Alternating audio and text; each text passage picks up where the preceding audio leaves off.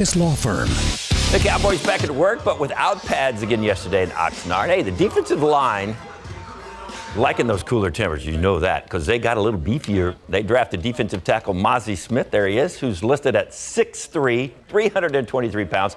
He's another big body on that D-line that can plug up some of those running lanes, and that makes it easier for the linebackers. I love our group up front. I love our D-line room, the energy that they bring. Those big guys up front, I mean, those guys can play ball. They can get off the rock. They're quick. They're strong. They can hold up those blockers. Awesome for us to run around and make plays. So, I mean, we make a play. It's their play, too. So, you got to give credit to them. And after 3 straight days of work, the Houston Texans had the day off yesterday, but back at it this morning. Rookie and 3rd overall draft pick Anderson Jr. is having a great camp so far. He was asked about playing end and then getting to put his hand down in that dirt again. You know, in high school, I was predominantly defensive end. I never played outside linebacker until I got to Alabama.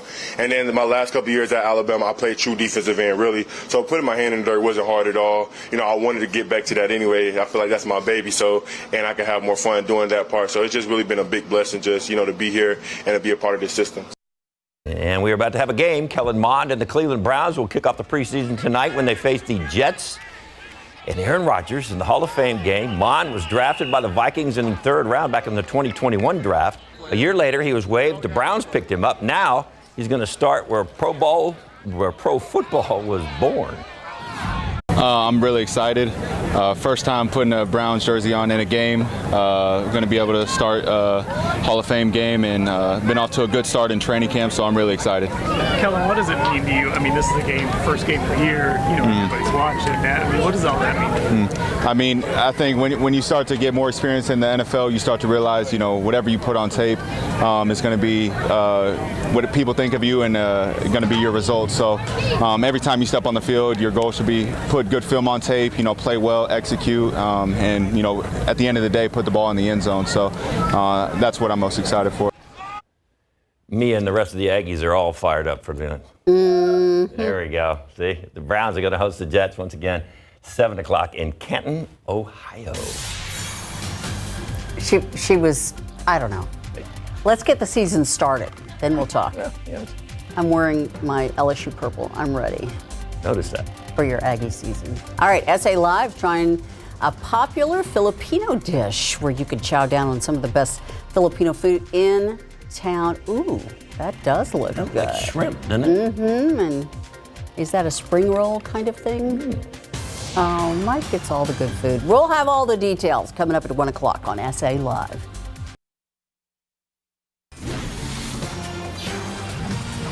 A gruesome discovery in the Rio Grande. Authorities say they found 2 bodies along those buoys that were installed there yesterday. ABC's Maria Villarreal with how investigators will comb the area to try to figure out what happened here. Overnight, 2 people found dead in the southern part of the Rio Grande River. One of the bodies found stuck in the barriers installed last month by Texas Governor Greg Abbott. While authorities are still investigating, they say the cause of death and nationality of the victims is unknown. The Department of Justice is now suing the state of Texas and Governor Abbott, claiming the red buoys, tethered to the bottom of the river with heavy cable wire, violate several international treaties and Mexico's sovereignty. The barrier spanning roughly a quarter of a mile, forcing determined migrants into deeper parts of the river. We saw it up close. So there is definitely several groups here in this area. The one towards the back has a little girl. She's 7 years old. They're from Venezuela. ¿Y por qué cruzaron aquí en esta área? I ask why they are risking their lives to cross here, and they tell me it's their only option. Law enforcement on the Texas side say the buoys are necessary because they aren't sure how much longer they can manage. Every single day, from our small property owners to our large property owners, they can't live anymore. We have literally 200 plus people a night going through somebody's front yard. While we were on the river, we actually saw a man get stuck up in barbed wire fencing as he was trying to avoid those red buoy barriers. This is where the problem lies. So far, Governor Greg Abbott has said he has no intention of removing the red buoys despite there being pending lawsuits. We also know investigators will be out later today to try and figure out how this could have happened and where these migrants may have come from. Mireya Villarreal, ABC News, Fort Worth, Texas. Now to the ultimate penalty for the man responsible for the deadliest anti-Semitic attack in the nation's history. A jury recommending the death penalty for the gunman who killed 11 people at the Tree of Life Synagogue in Pittsburgh. But now a judge could make it official.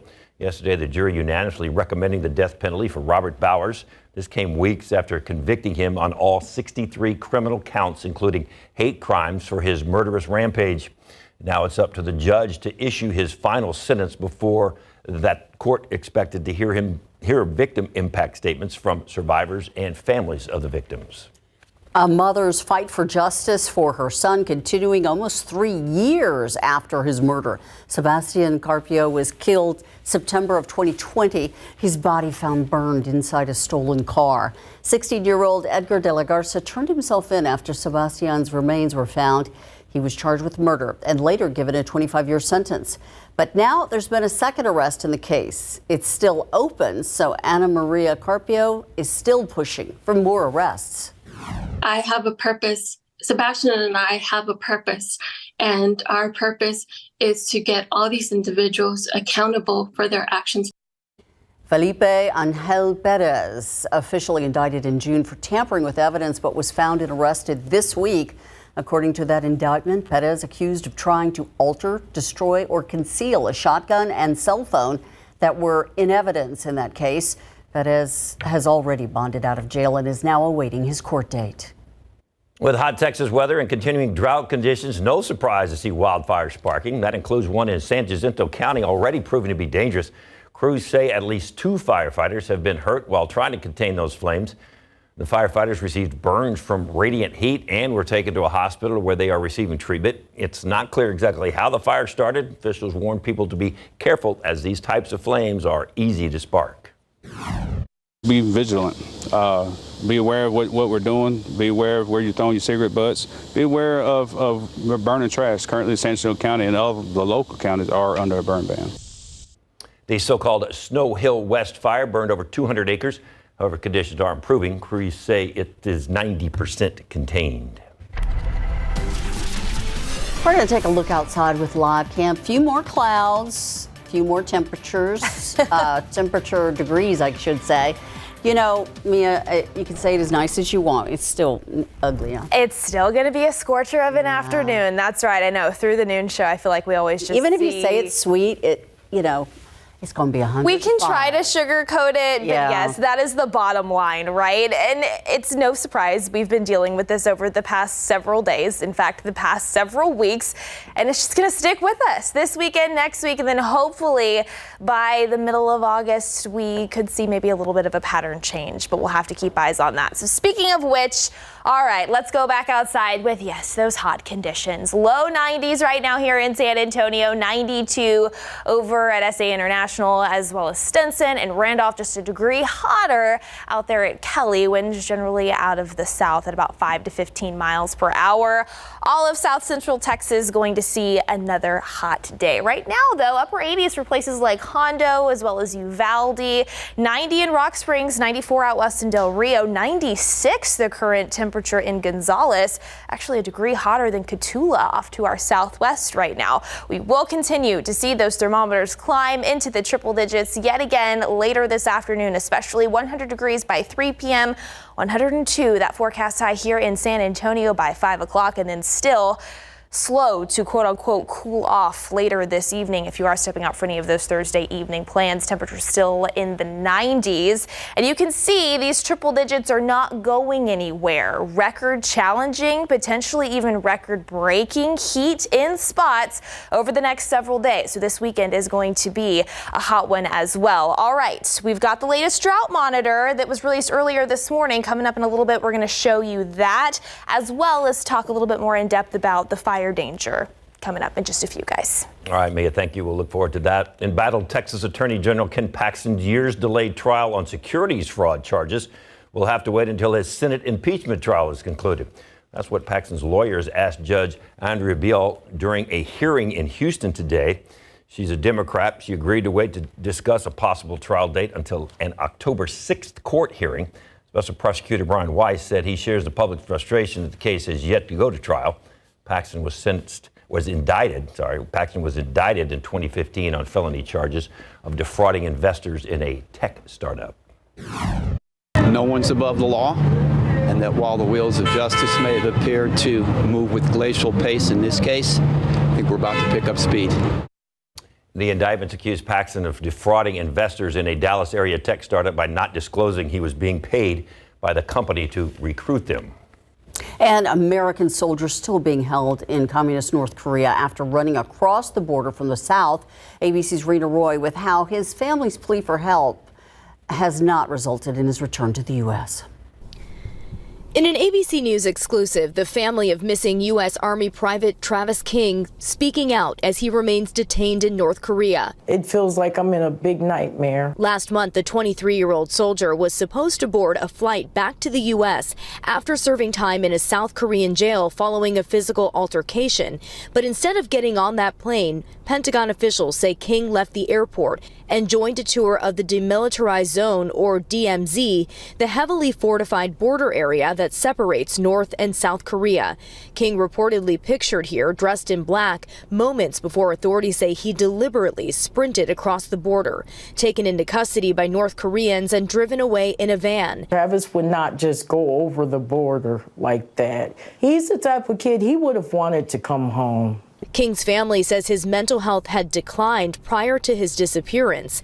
His uncle telling ABC he said he was experiencing racism during his military deployment and that after he spent time in jail, he didn't sound like himself. I was like, "You okay?" And he's telling me, "No, they're trying to kill me." And he was saying things like, said they're racist. I don't know, it made me seem like something was going on with him. His mother saying she received a disturbing phone call in the middle of the night. He just called and he just screamed, "I'm not the Army soldier you want me to be. I'm not the Army soldier you want me to be." And he kept screaming that out loud. And then all of a sudden the phone hung up and then they were taking him to the hospital. King's family is desperate for answers, calling on the U.S. government to help bring him home. The administration says they're doing what they can. This week, for the first time, North Korea confirmed that they are holding King. Rena Roy, ABC News, New York. Some popular weight loss medications now at the center of a lawsuit. Patients say they're suffering side effects like stomach paralysis. How the drug makers are responding to those allegations.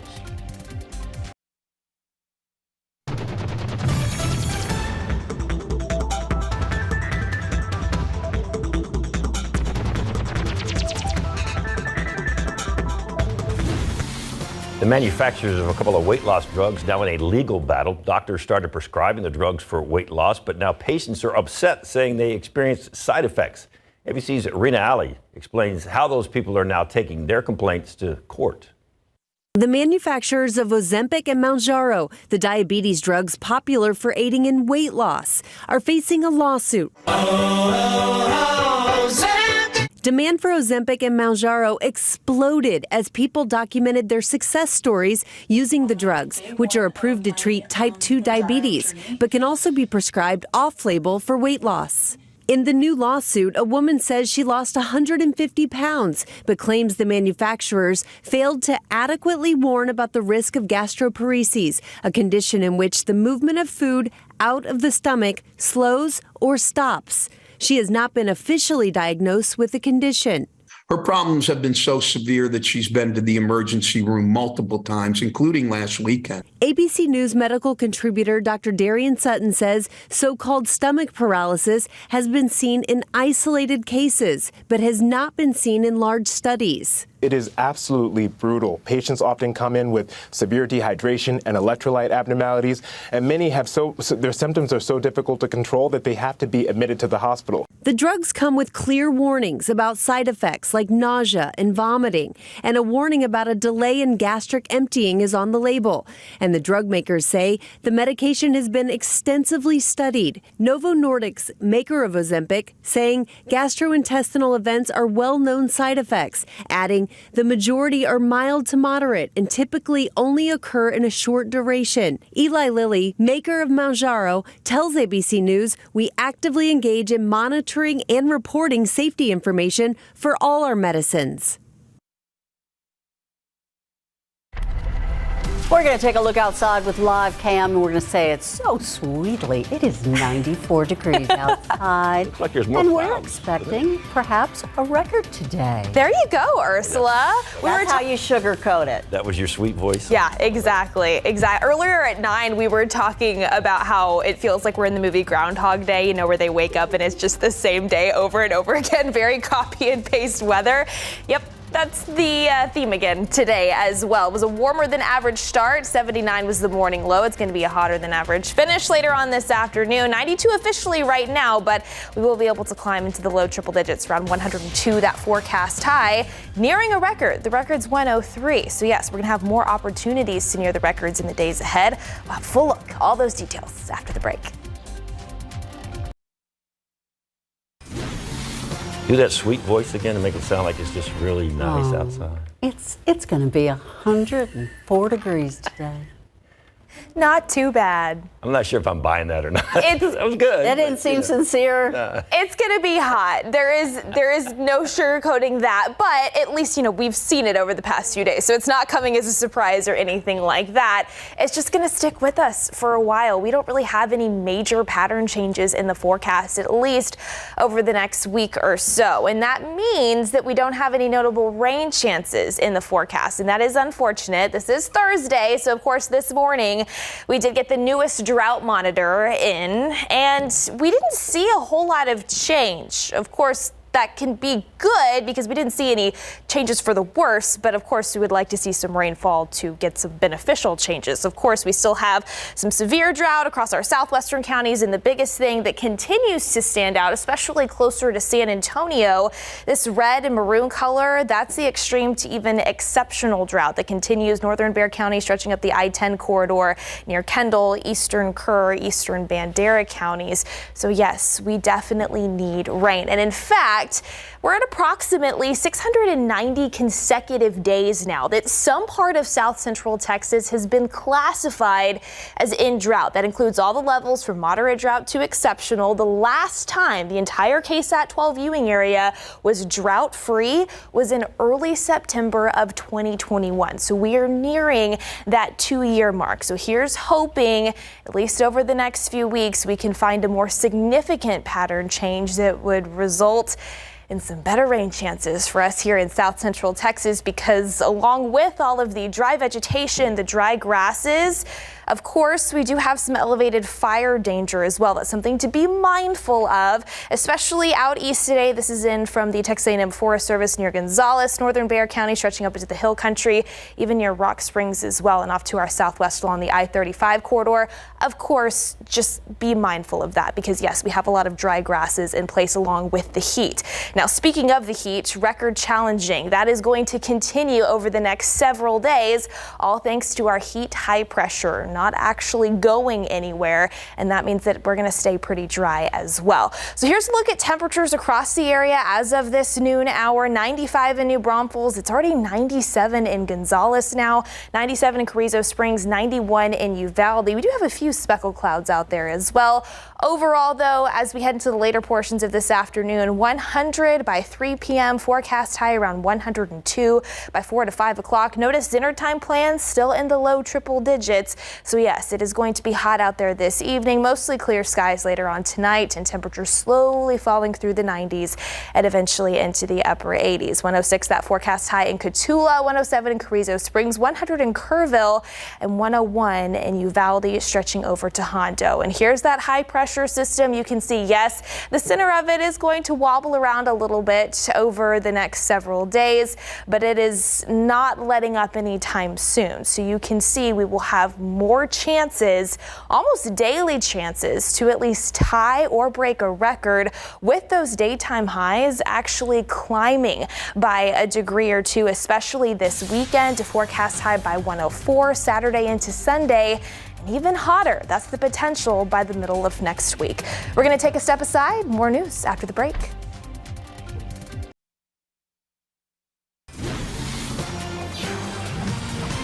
We're going to take a little trip out of town. We are? Yeah, we're going to the Philippines. Oh, I was just hoping Mike got his mouth cleared out so he can talk. Yes, I do. And we're going to take that little trip to the Philippines in just a moment. But first, we are going right here at home. You know the name. Yes, Nadler's Bakery. And Alexia Nadler-Mendez and her fabulous daughter, Lexi, are both here. And you've got some great back-to-school treats. We do. Wonderful treats. And you're also kind of rebranding a little bit, and you need their help, right? I do. The public has been instrumental, and we've got something special for you. All right, and if you are pick the winner, you get a prize. Here, I'll give you a cookie. There we go. Okay. Okay, when you head back to school, you can head back to school in style. Look at these whimsical, really cute, really fun earrings from Muy Fuss. We're going to tell you where you can find these with the pop-up coming up this weekend. All right. You want some really great food as well? Jen is over at Scratch Kitchen.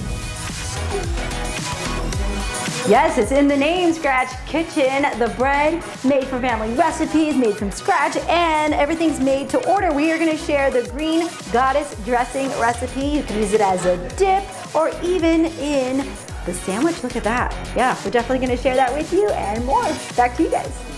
And we dig into some fabulous Filipino food, especially chicken adobo, a very popular Filipino dish. And we're going to tell you where you can find the best in town in Chowdown. And this is helping a really, really good cause. That and a whole lot more coming up on SA Live. Want some of the cookie?